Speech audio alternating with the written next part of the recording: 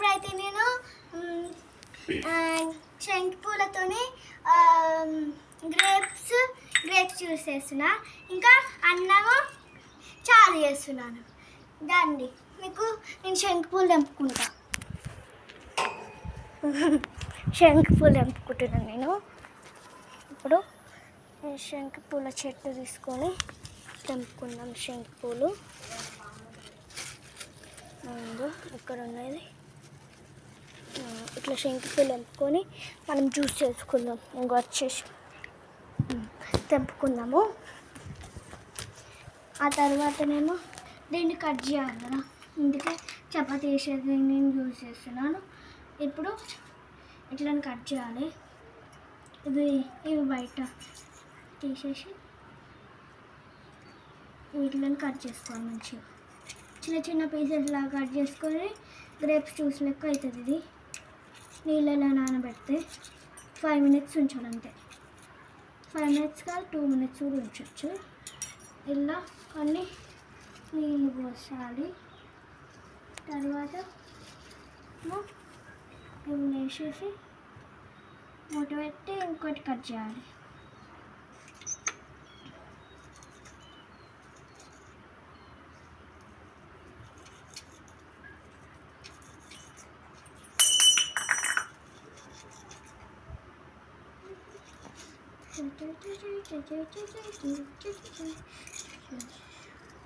ఇప్పుడు మూత తీసి ఇలా పెట్టుకోవాలి. తర్వాత తినట్టుగా చచ్చిపోవడం అయిపోతుంది. ఇప్పుడు మూత పెట్టేసి 5 minutes ఉంచాలి. ఆ తర్వాత కొంచెం బియ్యం నానబెట్టుకోవాలి. బియ్యం మొత్తం ఉండేలా.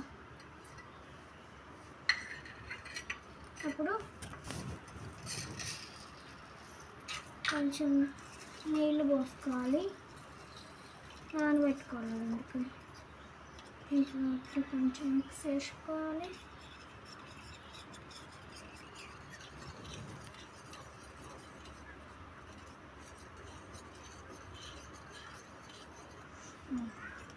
అయిపోయింది. స్టవ్ మీద పెట్టుకోండి. స్టవ్ ఇట్లా పెట్టిన తర్వాతనేమో ఇది మూత కూడాను అంత కొసేపు ఉంచుకోవాలి. అయిపోద్ది కొసిపోయాక ఈ నీళ్ళు పడేయాలి. మర్చిపోయిన పడేసు నీళ్ళు పడేసి బాగా కొసేపు ఉండాలి. ఇంకొంచెం నీళ్ళు పోసి ఇంకా 5 minutes ఉంటే అన్నం అయిపోయింది గాయస్. ఇప్పుడు కూర వేయాలి. నీళ్ళలో పోస్తాం. కొంచెం వాటర్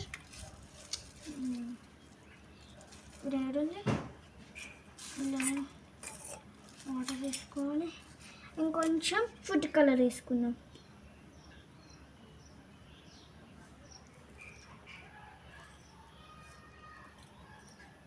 తర్వాత ఇప్పుడు ఆకులు వేసుకోవాలి. పుదీనా ఆకు తీసుకున్నా కాస్తారు. మీరు ఏదైనా వేసుకోవచ్చు.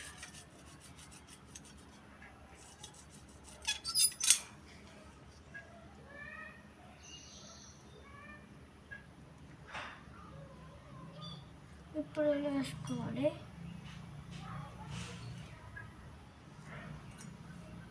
చేతులు అట్లా ఇప్పుడు కలుపుకోవాలి. అయిపోయింది చారు. ఆ తర్వాత ఈ జ్యూస్ని వీటిని తీసేయాలి. మొత్తం కలర్ అబ్జర్వ్ చేసుకున్నాయి. అయిపోయింది గ్రేప్స్ జ్యూస్. ఇప్పుడు మనం ప్లేట్లో తినేసి బాయ్ ఫ్రెండ్స్.